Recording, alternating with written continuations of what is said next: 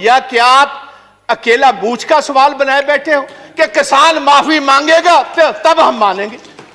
आप ये बात कहने को तैयार हो हम अपने इन कानून में तरमीम करने को तैयार है? ऐसी तरमीम करने तैयार होता मतलब है कानूना विच वड्डी कमी है। सानू तुसी नैशनैलिटी ना सिखाओ।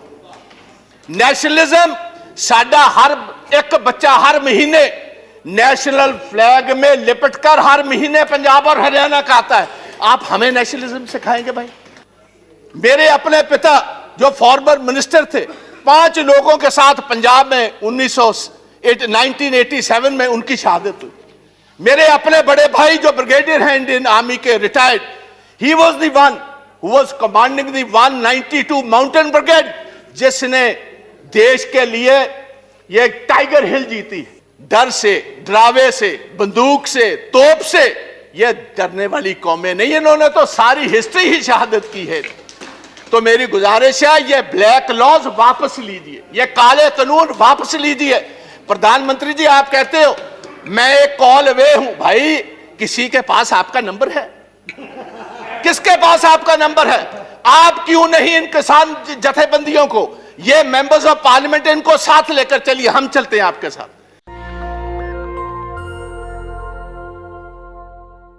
कल 12 पार्टियां के लीडर गाजीपुर गए, पुलिस ने अंदर नहीं जान देते। किस किस्म दी democracy Hindustan? Parliament session in operation होए, तुसी पार्लियामेंट लीडर्स ਨੂੰ ਉੱਥੇ ਜਾਣ ਦੀ इजाजत ना दो, ਇਹਨੂੰ ਅਸੀਂ डेमोक्रेसी ਕਹਿੰਦੇ ਆ? ਤੁਸੀਂ ਕਹਿੰਦੇ ਹੋ ਸਾਡੇ ਤੇ ਵਿਸ਼ਵਾਸ ਕਰੋ। मैं ਤੁਹਾਨੂੰ एक सवाल पूछना चाहना चेयरमैन साहब ਤੁਹਾਡੇ ਜ਼ਰੀਏ सरकार ਨੂੰ। ਤੁਹਾਡੇ एग्रीकल्चर मंत्री जी ने गल कही है 1.5 साल वास्ते असीं एक कानून राखवे रख देने, इनबाइज च रख देने। मैनू इस गल का फर्क दसो, वापस लैन दे विच ते राखवे रखने च फर्क की है? मैं टेक्निकली ये बात पूछता हूं। अगर आप ये कानून को इन एम्बेलेंस रखते हो उसका मतलब 1.5 साल के लिए ये कानून वापस हो गए। अगर ये वापस हो गए तो भैया क्या आप अकेला बूझ का सवाल बनाए बैठे हो कि किसान माफी मांगेगा तो तब हम मानेंगे?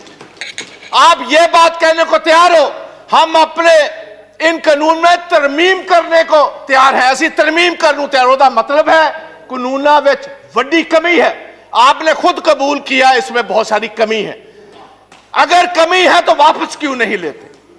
और मैं मोदी जी को यह गुजारिश करूंगा, मोदी साहब तुहाडी कांग्रेस के नाल तो कोई अदावत हो सकती है, तुहाडी ओपोजिशन पार्टियां नाल अदावत हो सकती है। हिंदुस्तान का किसान तो वह जिन्हें तुहानू वोटां पा के कामयाब किया, तुहाडी उहदे नाल की अदावत है? प्रधानमंत्री जी अज मौका है, दूजी बार तुसीं प्रधानमंत्री बने हो, अज मौका स्टेट्समैन बनने का। स्टेट्समैन अज तुहाडे कोल मौका एक बार फिर सरदार पटेल वाली जगह लैन दा। वह भी गुजरात का एक पुत्र सी जिन्हों लोग वल्लभ भाई पटेल सरदार के टाइटल नाल जानते। अज तुहाडे कोल मौका है, आओ चलो, मैं तुहाडे नाल चलना। चलो सिंघू बॉर्डर, किसान जे तुहाडे नारे ना मारनगे को मैं तुहाडे बेनिफिट वास्ते लेके आया सी। जे तुसी नहीं कबूल दे, अगर आप समझते हो ये आपके हक के नहीं है, भाई मैं वापस लेता हूं। इसमें आपका बड़ापन होगा। दरिया दिली जो लीडर होता है वो उसका सीना भी उतना बड़ा होना चाहिए, दरिया तो नहीं होना चाहिए उसको। दरिया दिली दिखाइए। आज आपको स्टेट्समैन बनने की जरूरत है, प्रधानमंत्री तो आप सेकंड टाइम बन गए। आज सारा देश इंतजार करता है कि मोदी साहब कब आएंगे। वो तोमर साहब की बात पर यकीन नहीं करते। क्यों नहीं करते? क्योंकि जिस ढंग से आप ये कानून लेकर आए हो, जिस ढंग से आपने इस पार्लियामेंट को, जो हिंदुस्तान की सबसे, मैं समझता हूं एक सबसे बड़ा फेथ है जिस हाउस पर, वहां हमारा जमहूरी हक नहीं दिया, आपने तो डिवीजन नहीं कराई।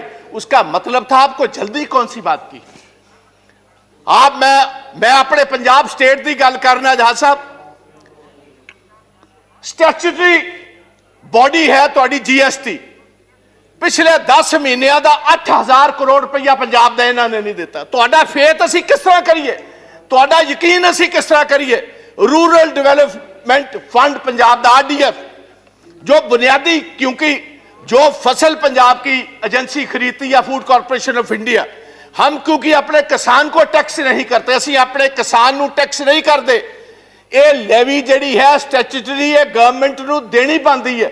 ਸਾਡਾ 3% ਤੋਂ ਘਟਾ ਕੇ 1% ਕਰ ਦਿੱਤਾ। ਤੁਸੀਂ ਕਹਿੰਦੇ ਹੋ ਪੰਜਾਬ ਦੇ ਲੋਕ ਤੁਹਾਡੇ ਤੇ ਫੇਥ ਕਰਨ, ਕਿਸ ਤਰ੍ਹਾਂ ਫੇਥ ਕਰਨ? ਤੁਸੀਂ ਦੁਸ਼ਮਣਾਂ ਵਾਲਾ ਕੰਮ ਸਾਡੇ ਨਾਲ ਕਰ ਰਹੇ ਹੋ। ਮੈਂ ਇੱਕ ਹੋਰ ਕਹਿਣਾ ਚਾਹੁੰਦਾ ਇਸ ਹਾਊਸ ਦੇ ਵਿੱਚ, ਇਹ ਨਵੀਂ ਹਿਸਟਰੀ ਨਹੀਂ, ਗੁਲਾਮ ਨਬੀ आजाद साहब ने बहुत खूबसूरत ढंग नाल दस्सिया सी अंग्रेज़ों के खिलाफ, ब्रिटिश गवर्नमेंट के खिलाफ। देवगौड़ा जी 6-7 बड़ी मूवमेंट हुई एग्रीकल्चर, जिसको लीड महात्मा गांधी, वल्लभ भाई पाटिल साहब करते रहे, और सभी जगह पर ब्रिटिश को अपना पैर पीछे खींचना पड़ा और जिम्मेदारों की बात माननी पड़ी। तो ये मैं गुजारिश करता हूं, पगड़ी संभाल जट्टा। आज से 100 साल पहले शहीद आजम भगत सिंह के ताया और उनके पिता ने यह आंदोलन शुरू किया था, और हमारे दीपेंद्र सिंह हुड्डा जो बैठे हैं, इनके ग्रेट ग्रैंडफादर, वो भी इस मूवमेंट में साथ है, चौधरी माथुराम जी। उस मूवमेंट में भी 3 कानून ही आए थे, जैसे अब 3 लेकर आए। 9 महीने मूवमेंट चली और अंग्रेजों को भी अपने घुटने टेकने पड़े, गोडे टेकने पे। मैं इस पवित्र सदन के विचों कहना चाहना, यही जिक्र सा सुखदेव सिंह ढींडसा ने किया।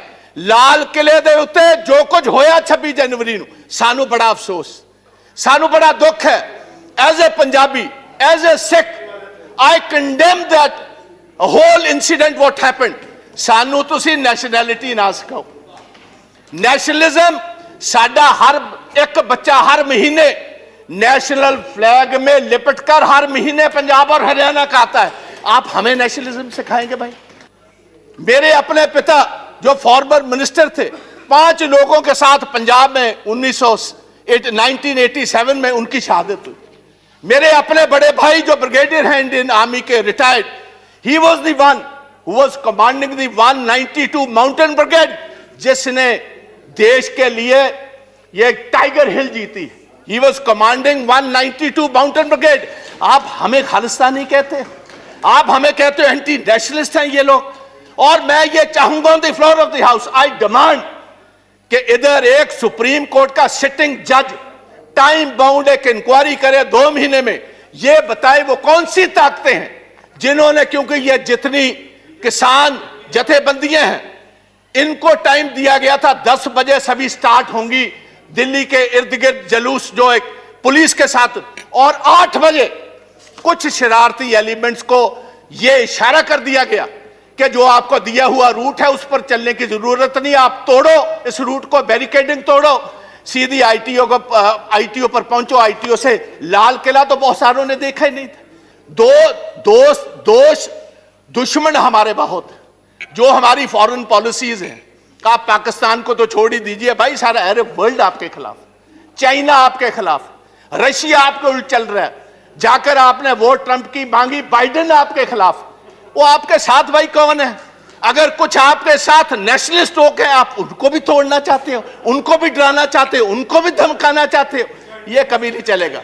और पंजाबी और सिख विशेष तौर प्यार से तो बात आपकी मान सकते, डर से, डरावे से, बंदूक से, तोप से ये डरने वाली कौमें नहीं। इन्होंने तो सारी हिस्ट्री ही शहादत की है। तो मेरी गुजारिश है, ये ब्लैक लॉज वापस लीजिए, ये काले कानून वापस लीजिए।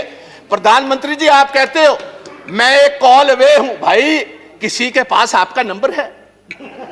किसके पास आपका नंबर है? आप क्यों नहीं इन किसान जथेबंदियों को, ये मेंबर्स ऑफ पार्लियामेंट, इनको साथ लेकर चलिए, हम चलते हैं आपके साथ। आओ, आपके जय जयकार के वहां नारे लगवाएंगे। आप इन कानूनों को वापस लीजिए। आप 1.5 साल के बाद नए कानून लाइए, सिलेक्ट कमेटी में भेजिए। जितने स्टेक होल्डर्स हैं, किसान जथेबंदियां हैं, किसान हैं, मेंबर्स ऑफ पार्लियामेंट हैं, चीफ मिनिस्टर हैं, हमारे एग्रीकल्चर साइंटिस्ट हैं, उनको कहिए खेती के लिए, किसानों के लिए कौन सी सबसे बेहतरीन कानून है।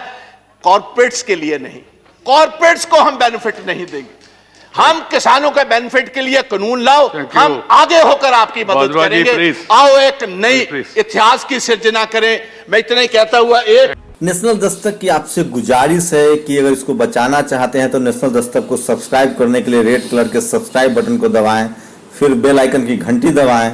नेशनल दस्तक को बचाने के लिए बहुत जरूरी है कि हर खबर को शेयर करें, लाइक करें, कमेंट जरूर करें।